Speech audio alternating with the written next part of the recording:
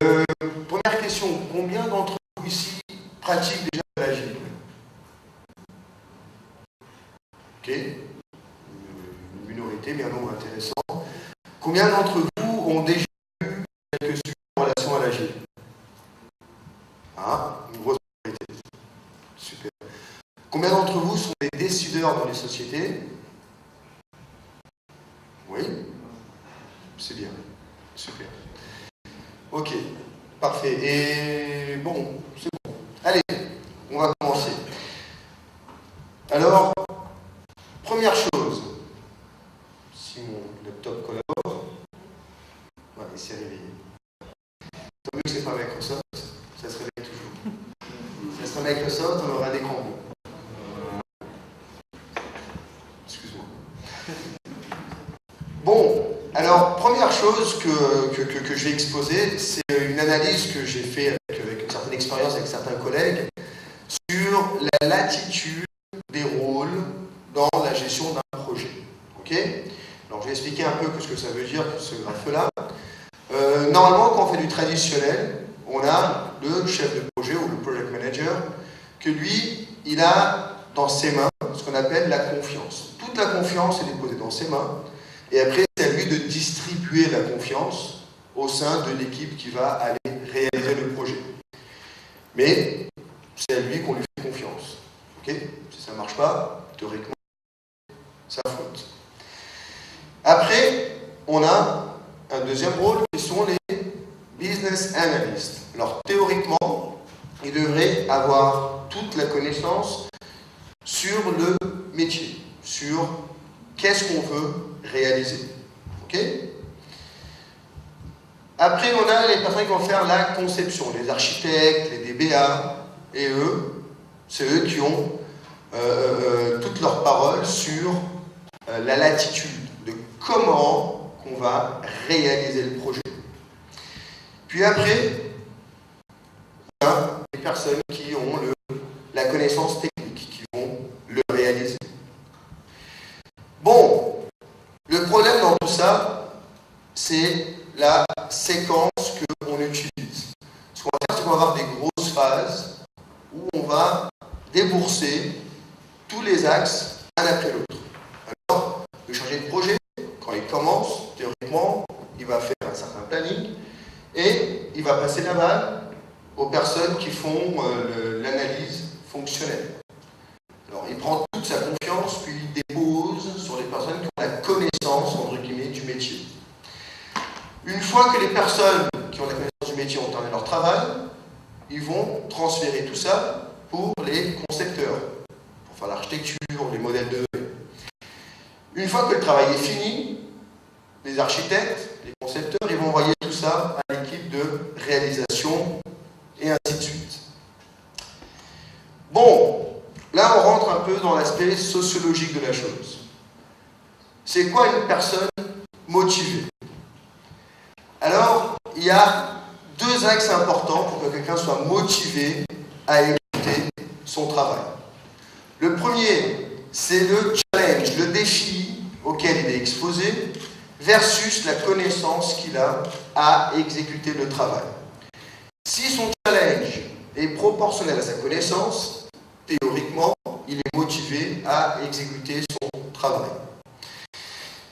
Après, pour comprendre un peu plus l'impact là-dessus, il faut comprendre un peu certains auteurs de sociologie, entre autres quelqu'un qui était appelé Parkinson. Alors Parkinson, c'est pas la maladie, ok? C'est le nom de l'auteur. Alors Parkinson, c'est un chercheur anglais qui a travaillé énormément pour comprendre le comportement des personnes dans la consommation de ressources, principalement le temps. Ok?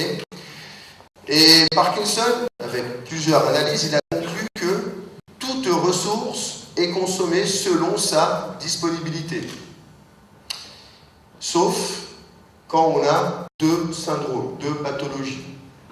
Et là, on va essayer de les comprendre.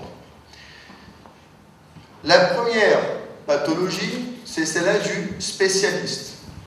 Alors, le spécialiste, il a trop de connaissances, ok, pour le défi auquel il est exposé. Alors, le spécialiste, Alors imaginons le chef de projet, il commence. Alors il est chef de projet, ça fait quelques années. Il fait toujours plus ou moins la compilation des mêmes artefacts pour contrôler le projet.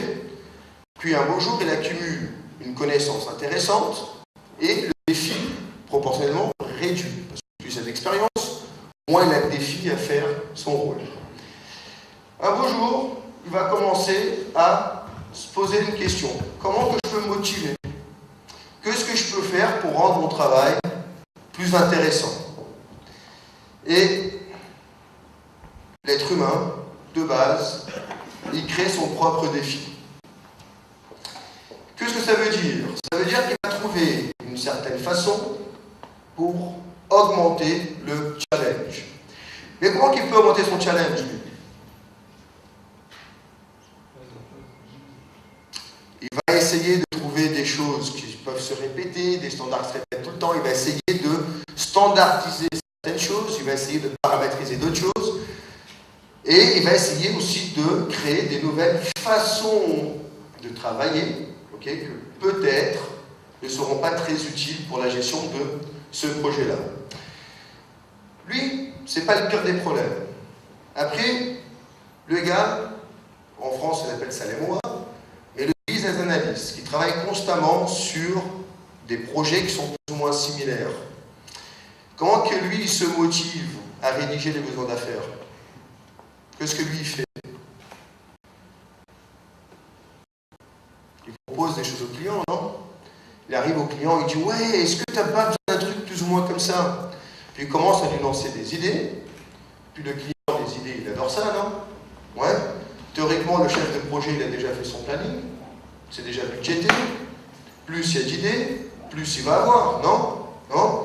Sauf que l'analyse fonctionnelle, qui est démotivée, il commence à proposer certaines choses que pour lui sont plus intéressantes à travailler dessus, et il commence à faire en sorte que les clients, ils veulent chaque fois plus de choses que possiblement ne seront même pas utiles pour lui dans le passé, dans le futur.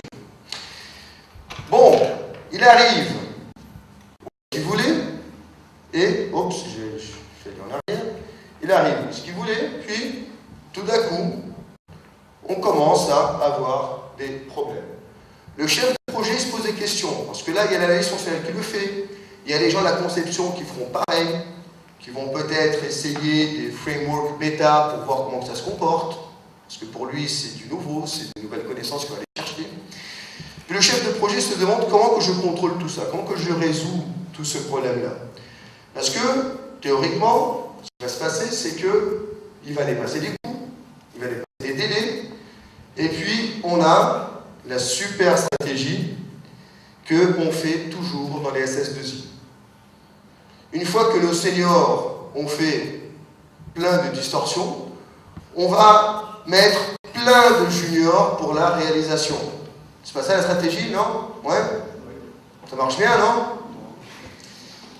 Alors, on met les juniors, on les expose à un challenge qui est supérieur à leur connaissance, et les juniors, eux, ils se disent « Aïe, comment que je fais ça ?» Et pour pouvoir apprendre, on a la learning curve, alors le temps d'apprentissage, qui va consommer plus de temps et qui va faire en sorte qu'on va être encore plus en retard. Bon, alors le gros problème, c'est la première chose qu'il faut essayer de faire, c'est rendre tout le monde responsable en même temps. Alors c'est-à-dire, il faudrait éviter qu'on ait des phases, il faudrait que tout le monde soit responsable de tout, et on va créer ce qu'on appelle le gros chaos. C'est-à-dire que tout le monde est responsable, mais personne ne voudra décider. C'est tellement facile d'être analyste fonctionnel, tu décides au début, mais quand ça va être livré, tu n'es pas présent pour écouter les critiques du client. C'est très facile, non? Ouais. Mais si tu es présent, et c'est des cycles très vite, et tu te fais critiquer constamment, la tendance de l'être humain, c'est prendre moins de décisions, non? Ouais. Ouais, parce que là, maintenant, il est exposé, il est visible. On a la transparence. On sait que c'est lui qui a proposé des choses, que quand on va livrer l'utilisateur il dit « C'est qui a demandé cette cochonnerie? C'est qui vous a dit que je travaille comme ça ?» Et à quoi ça sert ce truc? Je n'utiliserai jamais. Est-ce que je peux revenir dans la version d'avant? C'était mieux l'autre produit. Ça arrive ou pas? Ouais? Ouais, c'est génial. Alors là, on va mettre deux rôles autour de ça. Alors là, je fais un petit briefing de Scrum avant qu'on puisse rentrer dans les choses intéressantes.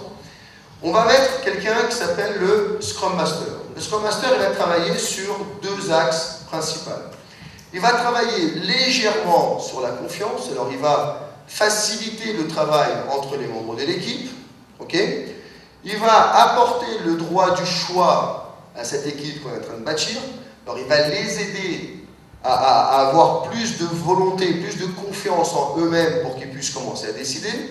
Et il va s'assurer que les personnes qui vont être sur le projet aient toutes les compétences pour pouvoir réaliser ce projet. Alors, il va travailler l'équipe et le process qu'on va utiliser pour faire le produit. Et on rajoute un autre rôle qu'on appelle le Product Owner, que lui, il a une responsabilité sur l'autre côté. Alors, il va aussi déposer un peu de confiance, il va aussi permettre certains choix au sein de l'équipe, parce qu'il va négocier largement comment on va livrer les fonctionnalités, et surtout, le point principal, c'est d'apporter la connaissance métier d'une façon différente, d'une façon incrémentale au sein de l'équipe. Bon, le problème de tout ça, c'est ce qui va se passer. On va bâtir une nouvelle équipe, et c'est pas facile. Alors, chaque fois qu'on fait du change management, on va changer quelque chose, on aura plus ou moins ce comportement. Alors, on a une situation initiale, okay, où tu as des personnes qui se sont plus ou moins organisées comme un groupe, où ils ont chacun assumé certaines responsabilités, ou on leur a assigné la responsabilité, et qui sont très confortables dans leur chaise. Okay. Puis on fait un changement. On dit, on change la forme de travail. Première chose qui se passe, c'est qu'on aura une grande chute de performance. Et ça, c'est gratuit. Ça arrive tout le temps. Qui a senti ça de leur implantation d'Agile? Une grosse chute de performance au début? Ouais, j'ai des têtes qui font comme ça. Ouais, ça va. Ça me rassure.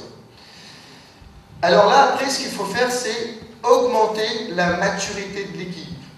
Il faut leur donner chaque fois plus de confiance, chaque fois plus de latitude, pour que, fur et à mesure, avec leurs propres erreurs, ils commencent à apprendre comment ils peuvent travailler ensemble, comment ils peuvent s'organiser entre eux, pour revenir à une performance idéale. Puis, un beau jour, on espère arriver dans des équipes de haute performance. Le problème est, comment qu'on organise tout ça? On prend des personnes qui étaient habituées au traditionnel, qui n'étaient pas responsables, ils exécutaient. C'est très simple. Quand on est un développeur dans une équipe traditionnelle, de toute façon, si ça ne marche pas, on peut très bien dire c'est la conception qui n'était pas bonne, non?